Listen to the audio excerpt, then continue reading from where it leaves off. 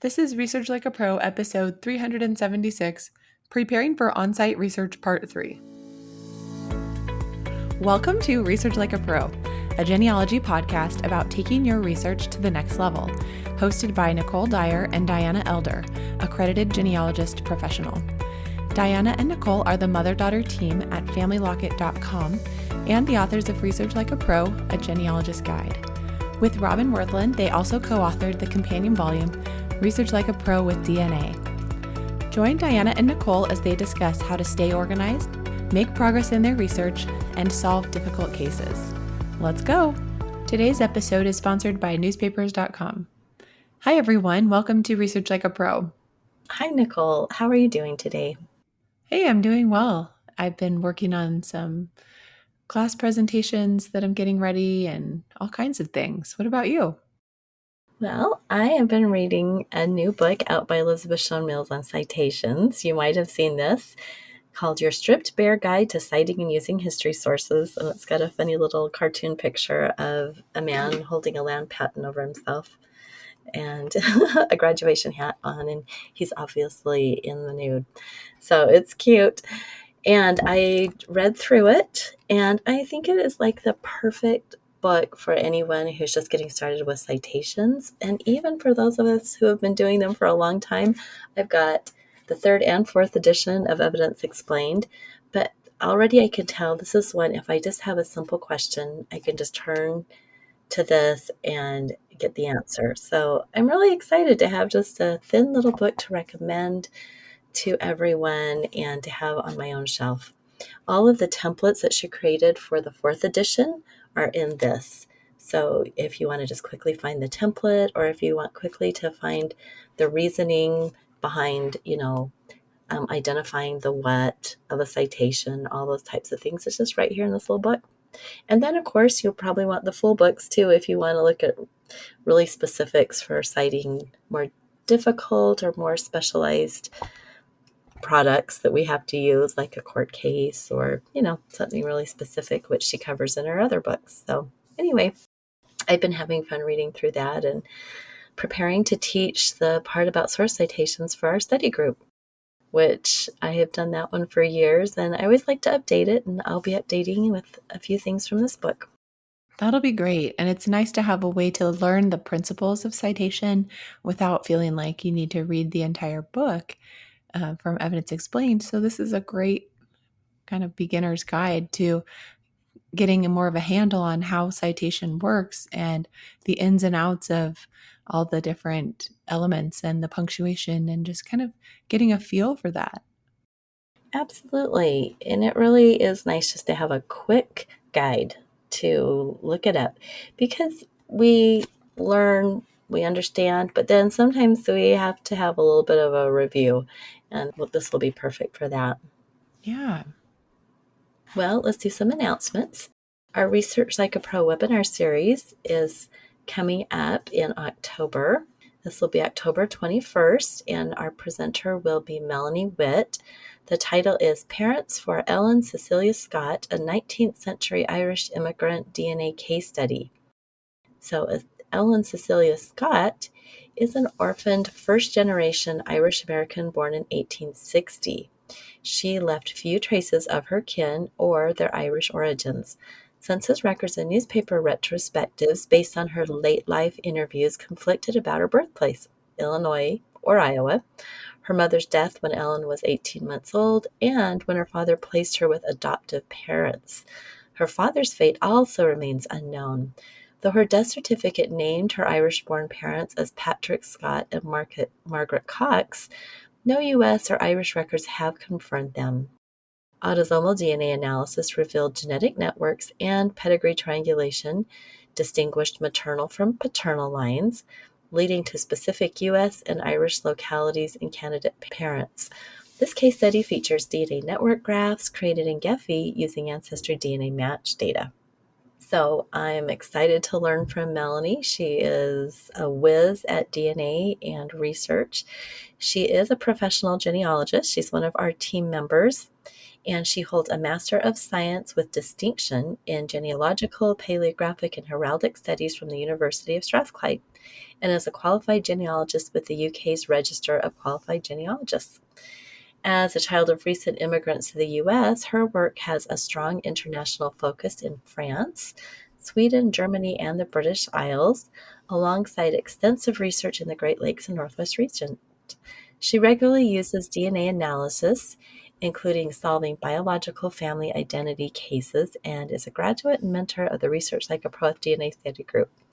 Outside of research, Melanie enjoys family time, travel, dining out, and pickleball. So we hope you will join us for that webinar. Our next study group will be DNA study group, and that starts in February 2026. And the peer group leader application is on our website. So we invite you to join us either as an attendee first time or second or third time, or as a peer group leader. We are excited about the upcoming conference, which is all virtual. This is the Texas State Genealogy Conference. It's November 7th and 8th. And Nicole is presenting 2 lectures, one on tax records and one on AI and genealogy. And I'm presenting 2 lectures, one on focused narratives through small bites of research, and then one on female ancestry and cluster research and DNA when you have burned records. So we're excited about that. And then, as always, join our newsletter for coupons and the news, what we're doing, and our latest blog posts, podcasts, and other things associated with Research Like a Pro and Family Locket. Well, we are going to return to the whole idea of on-site research. So in previous episodes, we've talked all about what you need to do to set your foundation, things you need to prepare for.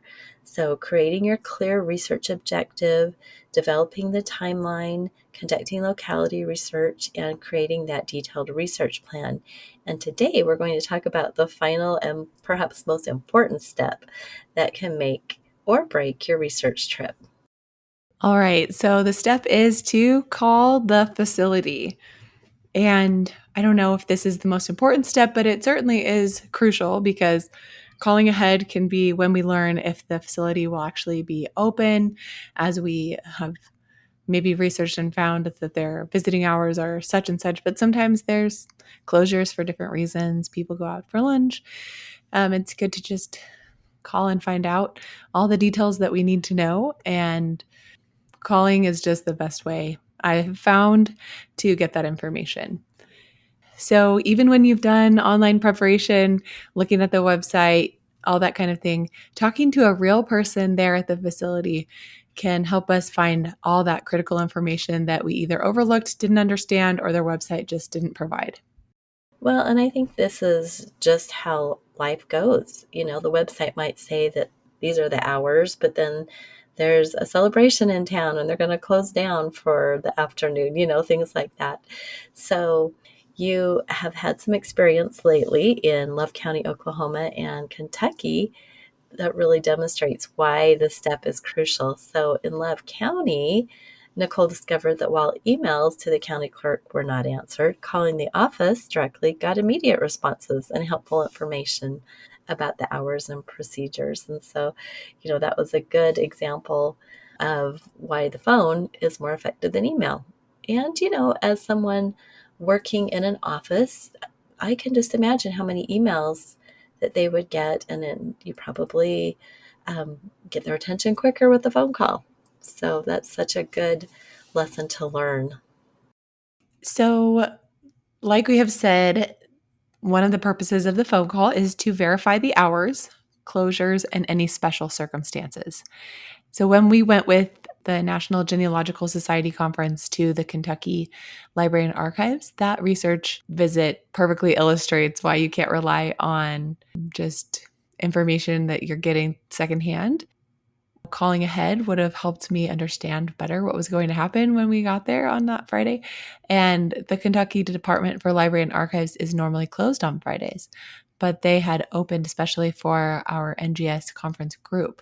So I think probably calling ahead would have been a way to understand that that special arrangement came with limitations. The fact that there would be a tour, but not access to ordering any records from upstairs and no original records. It would just be only microfilm and databases on their computers, which included indexes you couldn't get anywhere else. So it was good to do. But a simple phone call would have revealed that. So I could have saved myself some of the time I spent planning to examine original sources and trying to think of what to order, and instead of focusing on what indexes I would need to search and that kind of thing. So it could have helped me with the research plan quite a bit. I could have also planned a separate visit during their regular operating hours when their full services were available had I known. But since my trip was over Memorial Day weekend from Thursday to Tuesday, the next time after our tour on Friday that I could order records would have been Tuesday, and that was the day we were flying home. So it's good to think about these things before you arrange your travel times and just be aware of closures and that kind of thing. So because it just happened to be that they're closed on Friday. Monday was the holiday. So Thursday and Tuesday being my travel days, it just really wasn't a good day to actually go to the archives. Yeah, lesson learned, right? So part of this phone call should be, are there any special circumstances and exactly what can we do while we're there? So as you said, Nicole, if you're booking flights or just trying to get into your itinerary, all the things you want to do, you want to know specifically how to use your time. And, if you're traveling into an area, you are doing research, but then you might also be picking some other neat things to see, like maybe museums or other sites of interest, cemetery research, all sorts of different things. And so sometimes coordinating all these different places you want to go can be tricky. So it's just really good to nail down the things that are hard and fast so that you can work around the things like a cemetery that generally you can go whenever you want to.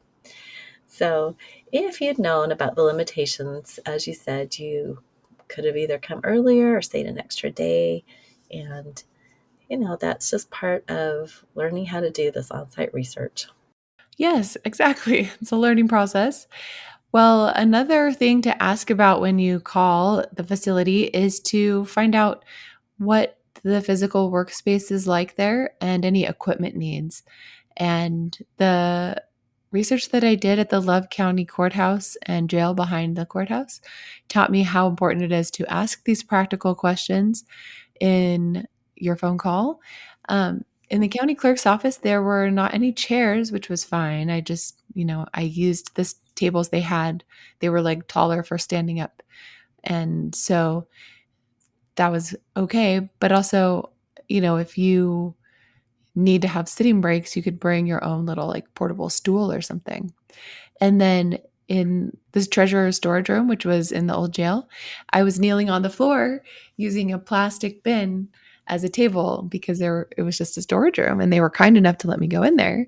And so I was very grateful. But also, if it's hard for you to kneel or you're going to need some other way of viewing the records, you just want to think about that. And so just knowing what's there and what's available will help a lot. And the old jail had concrete floors and it just wasn't like a library or archives room.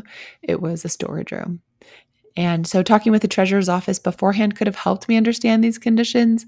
And I could have brought like one of those gardening kneeling pads, or I could have worn closed-toed shoes. And I did return the next day and I did wear the closed-toed shoes that time.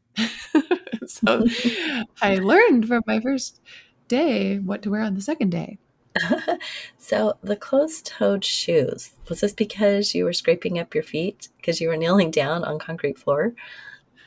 Just because it was kind of dirty in there and it was like, yeah, dusty, dirty. There were dead crickets on a lot of the volumes. It just felt like a place where I would want to have my feet covered. And yeah, I guess kneeling down. I'm trying to remember exactly why. But yeah, probably because I was kneeling down. It was just probably more comfortable to have the shoes to keep my feet from touching the dusty, dirty floor. Yeah. Well, it's interesting because you just do not know unless you have called ahead. And I think even if you call ahead, it's hard to picture what it'll be like unless you've seen pictures and talked to somebody who's been there, right? So I know when I was at the Chambers County Courthouse earlier this year, I had seen pictures and I knew that they had a ladder and that these volumes were up really high and that you had to have some upper body strength to pull these down. So I was aware of that, but I had only taken like one sweater, an off-white sweater, and I thought it was going to be hot in Alabama in April. And then it turned out to be really cold because of a rainstorm that came through. And so I wore this long sleeve sweater, which happened to be white. And I thought, oh, for a dusty room, that was not the best choice of clothing, but it's what I had. So, I think it's really a good idea to just not wear your best clothes to research in these types of places because they're often dirty and dusty. And, I didn't have bugs, but definitely it was not like it was a pristine hotel room, that's for sure. That's so true. Now, it was way different when I went to the Alabama Archives, which was pristine. It was like everything was perfectly set up and so clean and nice and new. So, yeah, courthouse is a little bit different. Well, and I think it's interesting that you even thought about a ladder access because you also were interested in the courthouse over at Los Animas County in Colorado, and you had learned that the tax records were too high and they had a ladder, but it wouldn't even, no one could reach those. So, it'd be good to know there if you could bring in your own ladder, I guess, or rent a ladder. I'd be curious about how they expect people to access the tax records.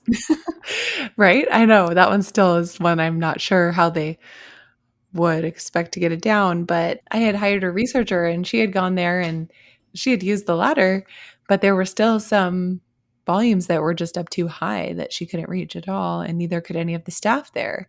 So asking about so I had called ahead to this county courthouse and asked them if they had certain volumes. And I didn't think to ask if they could be reached by anyone. So if I got lucky that the volume, some of the volumes were accessible, could be reached, and that things were found in them because one of the years that I wanted to look at wasn't. And so if that had been like the only year or if all of them had been inaccessible, I would have been disappointed. And so that's just another thing to think about asking. So do I have to bring someone tall with me? Well, you do have a very, very tall person in your household who maybe could reach those high tax books that you'd have to enlist. Exactly. My husband is a foot taller than me, so he could have been really useful in that situation. Yeah, and long arms. I know when he visits our house, it's just amazing to me that where I have to get a stool or climb up on the cupboard, he just can reach up and get something down from my tall cupboard. So, So true. how would it be to not be so short? I guess the takeaway here is don't be embarrassed to talk about basic logistics, and the facility staff probably will appreciate researchers who come prepared with what they might need to get the records they want, and then they don't have to feel bad for not being able to reach them themselves. Good point. And, if you know that something is just not accessible, no one can reach it, then you might just say, okay, no one's gonna be able to get this. I need to make a different plan for something else to look at. Now let's have a word from our sponsor. Ever wondered what life was really like for your ancestors? With newspapers.com, you can explore the world they lived in through their eyes in their time. Search over 1 billion newspaper pages dating from 1690 to 2025 and uncover the stories that shaped your family's past. From birth and wedding announcements to obituaries and community news, these pages hold the milestones and everyday moments that connect you to your roots. But it's more than names and dates. It's about standing in their shoes. Picture reading the local paper that your grandmother once held, or stumbling on a forgotten article about your grandfather's first business. These aren't just clippings, they're pieces of your family's story. Newspapers.com turns curiosity into connection. Start your journey today at newspapers.com, because sometimes the past isn't just history, it's a story waiting to be discovered. Come make infinite discoveries today on newspapers.com. Use promo code FamilyLocket for a 20% discount on your subscription. All right, now let's talk about photography and documentation policies. So when you visited Love County, they had a restriction on photographing the index pages that caught you off guard partway through that first day. And there was a sign there that said photographing indexes wasn't allowed. But sometimes we just don't notice those types of things when we're so Yeah, excited to look at the records. I hadn't really paid attention to that sign yet. But luckily, you're still able to get the actual deeds. And so if you had asked about that, it could have clarified that you can actually photograph the actual documents, just not the index pages because of privacy concerns about the modern property records. So I think our time is so limited at these types of on-site research areas that you just want to be prepared and have alternate strategies in case you cannot do that. So if you were planning on just taking pictures and didn't have a notebook, you'd be in trouble. Yeah, you don't want to be in trouble. Well, I took a picture of the sign so I could remember what it said later. So let me read it to you. But it basically was just saying that they don't want people using lists of property people own for spamming them with like junk mail, I think. Oh, that makes sense. Interesting. Well, and it probably came about because of a situation. Maybe they've had this come up and they had to make that policy. Oh, here's what it is. So the sign says, notice copying tracked indexes. And then it cites like one of the laws of the state. And it talks about the index shall not be copied or mechanically reproduced for the purpose of sale of the information. Okay, So there you go. good to know. Well, regardless, we have to think about that. Now we'll always know to ask about taking notes and photographs. And that's just a very important part of our research. It's being able to record the information we're looking at. Yeah, and the staff member was really nice. They just told me that I couldn't do it. And the sign does say that you can be asked to leave the office if you're caught photographing indexes. So I thought that was funny that they Yeah, knew that I was just unaware rather than maliciously trying to sell right. people's information. So it is good to find that out and always ask about the photographing of the actual records too, if they want you to pay for that or, you're supposed to get photocopies. All these places probably have some kind of policy about it, whether it's that they just allow you to take pictures of anything or there's some things that they prefer that you get photocopied. Who knows what it is? Every place will be different. And so it's just good to find out what you can and can't photograph and whether there are different policies for different types of records. Perfect. Well, something else to learn about ahead of time is how the records are organized and how you access them. So, the example of the Kentucky archives showed how calling ahead could have revealed their unique procedures. And we learned too late that their circuit court records, which is the bulk of their holdings, requires using on-site digital indexes first and then submitting a request for the specific documents. And that can be a little tricky to figure out and can take some of your research time away just trying to understand the system. So for an archive or a facility like this with complex retrieval systems, you could certainly call ahead and just ask about the process. And then it can help you to prepare more targeted research questions for what you specifically want to do while you are there. Yeah, and don't hesitate to ask detailed questions about how records are organized and accessed. So, questions like how do I request specific documents and are there finding aids I should know about can save you hours of confusion during your visit if you can learn more about that before you get there. And, from my experience at the Alabama archives, sometimes it's just really beneficial when you get there to have the archivist sit down with you and help you navigate their systems because they know their systems better than anyone else. And often they're not super easy to use for the public.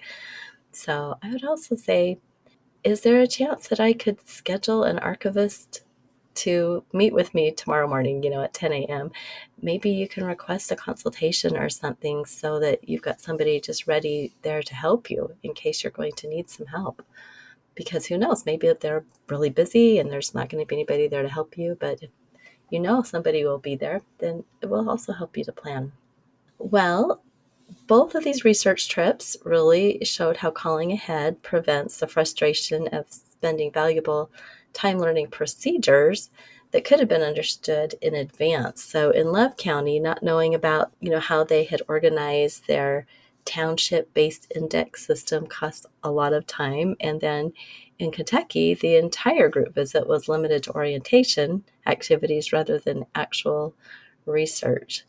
So sometimes we come away feeling a little disappointed, and we do the best we can, but really helps to call ahead. Right. And in my call ahead to Love County, they had told me about the township range index system. But even so, knowing that and preparing and kind of understanding where the property was that I was looking for, it still was just challenging to figure it all out. And so it did just take time. It was just different than I had ever seen before for deed indexes to be by section and township and range. And so I just spent some time like slowly learning how it was organized. And I wouldn't say that it cost me a lot of time, but if I would go again, I'd be faster, So I think it's just part of the learning curve for visiting a courthouse that has a different type of index than the other digitized index I've seen online for other places. Were you able to ask them questions, or did you have someone kind of orient you to the records? No, that would have been helpful. They were all pretty busy. And when I asked questions, sometimes they didn't know the answer. And so that was tricky too, because there were like 4 or 5 people working in there. And sometimes they would walk through the room, they were going back to get something or whatever. And so I sometimes would say like, oh, I can't even remember what one of my questions was, but one time I asked a question and one time they didn't know the answer. And I think I also asked like, where are the mortgage books? And someone said they were not available. They were being like rebound or something. So there were, one set of volumes that I couldn't access, but it was a little bit less like an archive where there's people who are there helping you research than, and more like an actual place where they have a job to do and they have things going on and they're just kind of tolerating you as a researcher, Yeah, you are their guest, and you're happy that they're letting you in at all. So Right. Yeah. So it was good. And I was happy to have all the time I needed there to look at the index volumes and just absorb everything and try to figure it out. But yeah, it was just different. And even knowing beforehand what it would be like didn't mean that it was fast and easy to do when I got there. well, and this just happens with any on-site research facility. I even think about the Family Search Library and how sometimes I needed to use microfiche, and just understanding their system for how you get the microfiche out and how they have that organized and how you put it in the microfiche reader and then how that is organized. There is just a learning curve for all this type Yeah. of research. So, I think you have to give yourself a little grace and realize I'm going to do the best I can, and that's all we can do. Yeah, and it's, one thing that really helped me was having my research notes and knowing which websites to use. I used the Randy Majors website for kind of figuring out where things were located in which section and which, you know, township and range and all that, and kind of correlating that with where towns were from the 1900 census and that kind of thing. So that's ultimately what was the most helpful, was just trying to correlate all of that with maps. And that's ultimately how I found the deeds, was really looking at every detail that I had about where they lived and kind of searching in those sections. And you did that before you got there, right? Yeah, I had done some before, and the exact sections that I had planned to look in did have some of the deeds. And then some of the sections I had planned to look in didn't have any deeds. And then after that, I just kind of kept expanding out in the areas around each of those sections. And that's where I found even more. And one that was tricky is that the Marietta city, so there were like three township divisions, civil divisions within the county: Bernie, Hickory, and Washington townships. Then within Washington Township was the city of Marietta. And so, you know how like towns will have lots, town lots? Right. So they had like a separate index book, several volumes for Marietta outside of the township and range system, just for like the town of Marietta, because it wasn't by section, township, and range. It was by town lots and blocks. So that was another thing that I didn't know, that, I didn't know to ask about that, and it just wasn't obvious. So that one I had to go back. Finally, by the third time, I found it. So that was tricky. And I think I did ask that question. And finally, somebody told me that the Marietta books were separate. Yeah. And so I found them eventually. Tricky. Oh, that's great. Well, it's been fun to talk about your different experiences, both in Kentucky and at the Love County Courthouse. And I think that we have really emphasized here that it's really crucial to call ahead of time and to realize that, sometimes you just have to show up and figure it out, and you do your best to prepare, but then that's where you are. So, any final tips or anything from our listeners as we wrap up this episode? I would just say that if you can take pictures of the indexes, and that is allowed, that you should do that, because there were some deeds that I missed. And then I was looking at some of the pictures I took of the deed index before I found out it was against the rules and realized that I had not photographed two of the deeds I needed. So that was really helpful to just be able to follow up later when I was home and say, oh, can you get this picture of this deed for me?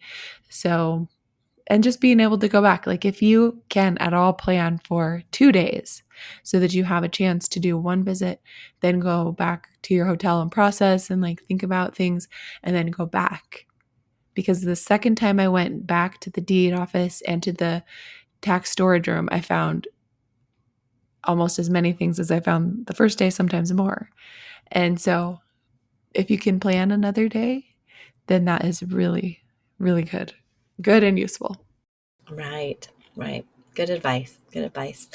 Well, thanks for listening, everyone. We hope that this episode and this entire 3-part series on preparation for that on-site research will help you make your next research trip more productive and successful. So it really makes the difference between a frustrating experience and a breakthrough in your research. So we hope you've gotten some good tips, and we wish you all the best. So thanks for listening, and we'll talk to you next time. Bye-bye. Bye. Thank you for listening. We hope that something you heard today will help you make progress in your research. If you want to learn more, purchase our books, Research Like a Pro and Research Like a Pro with DNA, on Amazon.com and other booksellers. You can also register for our online courses or study groups of the same names. Learn more at familylocket.com/services. To share your progress and ask questions, join our private Facebook group by sending us your book receipt or joining our courses. To get updates in your email inbox each Monday, subscribe to our newsletter at familylocket.com/newsletter. Please subscribe, rate, and review our podcast. We read each review and are so thankful for them. We hope you'll start now to research like a pro.